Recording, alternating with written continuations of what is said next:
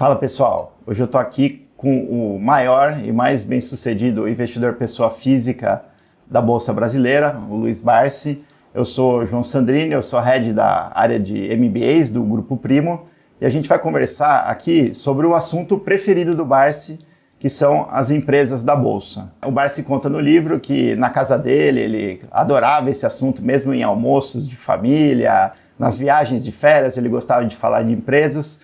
Hoje vai ser o nosso principal objetivo também nessa aula, que é a segunda do método Barsi de dividendos. Barsi, vamos começar a esquentar aqui? Eu queria que você falasse um pouquinho sobre cada uma das suas 5 maiores posições na Bolsa, começando pela Unipar, que é a sua maior posição, uma empresa que você ganhou bilhões de reais com essa empresa. Ela chegou a ser 50% da sua carteira, porque a ação se valorizou tanto que ela cresceu passivamente de uma maneira fantástica. E aí, de forma bem objetiva, Barsi, por que o senhor acha que a Unipar vai continuar sendo um bom investimento daqui em diante? Por que essa posição é tão representativa para você? Bom, é evidente que eu acredito que a Unipar não volte mais para os 25, né? Nem para os 30 centavos, não é isso? Isso é uma coisa evidente. Mas eu acho que ela continua, sim, sendo uma boa opção, porque é uma empresa que distribuiu dividendos generosíssimos, tá certo? Em virtude do quê? Em virtude de uma postura empresarial que nós tivemos assim alguma posição, né? Alguma importância, que é o seguinte, que é não aumentar a base acionária de uma forma desordenada, como fizeram muitas outras empresas, não é isso? Todas, invariavelmente, todas as empresas que aumentaram muito a sua base acionária, hoje estão numa situação de dificuldade. Eu dou até alguns exemplos, não é isso? O Bradesco, enquanto tinha uma base acionária menor, ele conseguia remunerar bem o acionista. Hoje o Bradesco tem 10 bilhões e 800 milhões de ações. Então você não precisa ser nenhum grande matemático para concluir o seguinte: para remunerar 10 bilhões e 800 milhões de ações, qual o lucro que ele precisa alcançar? Não é isso? Então as pessoas não se dão conta disso. E uma das coisas muito favoráveis na Unipar foi exatamente essa, que nós não ampliamos a base acionária. A empresa está em negociações aí para possivelmente comprar a Braskem. Ela dobraria de tamanho se o negócio se concretizar. O senhor vê isso como um potencial gerador de mais dividendos no futuro para a Unipar? Olha, eu sou um pouco não, muito conservador, tá entendendo? Eu faço um comparativo. Quanto a Unipar deu de dividendo até agora? Quanto a Braskem deu de dividendo até agora? Será que a Unipar comprando a Braskem, ela vai continuar dando bom dividendo? Será que todas as plantas da Braskem estão plenas para trabalhar? Será que esses 5 anos que a Braskem ficou aí, compra ou não compra, vende ou não vende, as plantas não precisam de uma atualização? Não sei, eu estou falando isso porque é uma pura imaginação. Mas eu acredito o seguinte, eu acredito que a proposta feita pela Unipar é aquela que melhor encanta os acionistas, porque é aquela que prevê o quê? Prevê futuramente estender uma OPA aos acionistas, é isso? Coisa que me parece que as demais ofertas não contêm esse ingrediente. Tá? É uma incógnita falar sobre isso. O principal controlador, da Unipar, Frank, é um camarada que ele tem uma boa visão de mercado, uma boa visão operacional e se ele está fazendo isso é porque ele acredita que é um bom negócio. Vamos falar agora então um pouquinho da Klabin, que é a segunda maior posição do Barsi. A Klabin, ela é boa pagadora de dividendos, mas não é uma ação que se valorizou muito nos últimos 5 anos. Por que o senhor acredita que Klabin vai ser um bom investimento no futuro? Porque a Klabin é uma empresa que ela é uma empresa que ela é de capital intensivo e ela não para de crescer. A Klabin também tem uma questão ligada à quantidade de ações. Ela tem, acho que se não me falha a memória, quase que 6 bilhões de ações, não é isso? E não é fácil remunerar 6 bilhões de ações. A Klabin, interessante, a Klabin me ensinou, como muitas coisas no mercado eu aprendi, a Klabin me ensinou o seguinte, que dividendo você ganha por quantidade possuída e não por valor aplicado. E a Klabin, claro, a Klabin é uma empresa que tem projetos futuristas. É uma empresa que hoje poucas empresas se comparam a ela, tá entendendo? Em termos de avanço tecnológico, em termos de cuidar da floresta, enfim, em termos assim também de evoluir, não é? E as oportunidades que vão se apresentando para a Klabin, elas têm se intensificado. Por exemplo, a Klabin hoje, ela está fornecendo caixas de papelão para exportação de frutas, coisa que era feita em contêineres, pequenos contêineres de plástico, né? A Europa, a própria Ásia, hoje não quer mais que as frutas sejam embaladas em material plástico, tem que ser em caixa de papelão.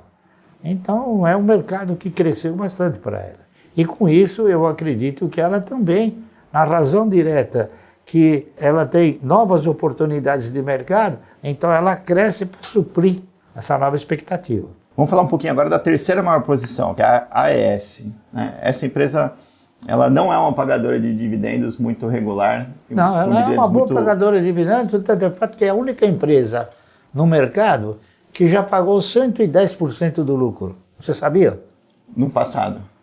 Não, no passado, pouco tempo atrás. É que a AES Brasil, ela passou por uma reformulação estatutária, operacional. A AES Brasil hoje não é só matriz energética proveniente de hídrica. Hoje ela tem novas matrizes energéticas. E ela investiu bastante na compra de todos esses projetos. É muito importante que quando você entra num investimento, que esse investimento ele não venha somente aumentar o faturamento. É importante que ele, além de aumentar o faturamento, ele gere resultado. E esses investimentos todos que a AES Brasil desenvolveu, todos eles vão gerar resultado. Outro fator muito importante que ocorreu na empresa é que ela reduziu a base acionária. Ela possuía uma base acionária de 3 bilhões e pouco de ações, hoje ela tem só 600 milhões de ações. Então, para remunerar 600 milhões de ações, ela precisa talvez de um lucro menor. Então, provavelmente, o payout futuro dela vai ser um payout bom. E outra coisa que o pessoal também não se deu conta é que eu acho, por razões óbvias, né, o seguinte, que quando ela negociava ações ordinárias, preferenciais e units, uma unit estava representada por 5 ações, uma ordinária e 4 preferenciais, não é isso? Então, com o enxugamento da base acionária, eles eliminaram também a units e converteram todas as ações preferenciais em ordinárias. Então, hoje, a AES Brasil possui somente ações ordinárias. Como uma ação ordinária ficou no lugar da units, eu interpreto o seguinte, que uma ação ordinária hoje está representada por 5 ações antigas. Então, ela custa R$11, R$12, se você dividir por 5 dá 2 e alguma coisa. Então, é um papel que está num preço assim super acessível. É que ninguém faz essa análise, tá entendendo? Agora, eu acredito que a AES Brasil, se a memória não me trair, a AES Brasil é a única empresa do setor de energia elétrica que tem no seu estatuto distribuir 100% dos lucros, né? Não é igual.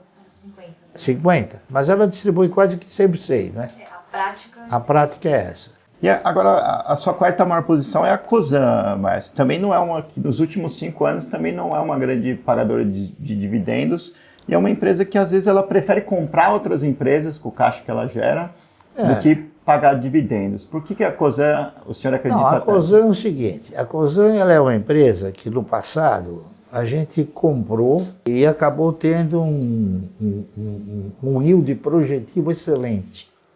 Por quê? Porque eu cheguei a comprar a 3 e alguma coisa e vendia R$90, depois dos 7, 8 anos. Eu acredito, veja bem, porque o mercado ensina a gente que a Cosan passou a desenvolver este mesmo procedimento a partir dos R$15. Eu acho que ela não volta mais para R$15, provavelmente não vai cair abaixo dos R$20. Veja bem, eu não sou futurólogo, eu estou apenas transmitindo aquilo que o mercado ensina, tá entendendo? Para a gente poder transmitir para os outros, não é isso? Então eu acho que a Cosan daqui para frente, ela vai desenvolver um tipo de postura de mercado que ela vai evoluir porque a Cosan sempre teve a mesma postura de mercado que a Suzano. Qual é essa postura? Eles transferem para o mercado o lucro do acionista. Então o que acontece? O papel sobe, ele vai ganhando. E veja bem, a Cosan ela só passou a ter um desequilíbrio de cotação a partir do momento que ela fez um desdobramento. Uma virou 4. Então hoje ela tem 1,8 bilhão, se não me falha a memória, de base acionária, mas já com uma outra posição, uma outra postura. Mas vamos falar agora da quinta e última posição da sua carteira que eu queria abordar individualmente, que é o Banco do Brasil. O Banco do Brasil, sim, uma máquina aí de distribuir dividendos nos últimos anos, mas também é uma ação que hoje tem um controlador que acha que, além de lucro, o banco também tem um papel social. Por que o senhor confia e gosta tanto dessa ação? Eu confio pelo seguinte, eu acho que toda empresa que tem um compromisso, ela distribui bons dividendos. O que é um compromisso? Por exemplo, o Santander tem o compromisso de mandar dinheiro para a Espanha. A AS Brasil tem o compromisso de mandar dinheiro para os Estados Unidos. O Banco do Brasil tem o compromisso de mandar dinheiro para a Previ e para o governo. Então eu acho que ele está dotado de uma postura não idêntica aos demais. Veja bem, o Itaú, o Bradesco, o Santander não. Mas o Itaú e o Bradesco, a base acionária deles cresceu uma barbaridade. O do Banco do Brasil permaneceu. Então o que acontece? Esse sentimento que você vislumbra sobre ele é que cada vez que o lucro aumenta, se ele tiver a mesma base acionária, é evidente que o dividendo cresce também. Então o Banco do Brasil tem pago dividendos aí invejáveis, tá certo? E ele dá um lucro mais ou menos parelho com os demais bancos, não é isso? É porque ele tem uma base acionária menor. Depois do sucesso aí do teu livro, Márcio, o Rei dos Dividendos, como é que você gostaria que a sua história fosse contada? Com um documentário na Netflix? Com um enredo numa escola de samba? Como? Não, eu acho que a minha história, ela é muito bem colocada para o país pela AGF. Porque o que eu estou falando para vocês é o seguinte, eu não tenho assim, indicado um papel, olha, compra isso, faz aquilo. Eu sempre falo, eu estou comprando, se você quiser comprar, problema teu. Então, eu acho que o que a AGF faz é uma estrutura educacional. Então, eu acho que isso tem que ser respeitado, tem que ser levado em consideração, e é uma coisa que o Estado devia fazer. Ele não faz. Por que o Estado não faz? Porque ele não tem interesse que você seja um investidor de mercado. Ele quer que você seja um agiota para emprestar dinheiro para ele. Perfeito. E perder dinheiro.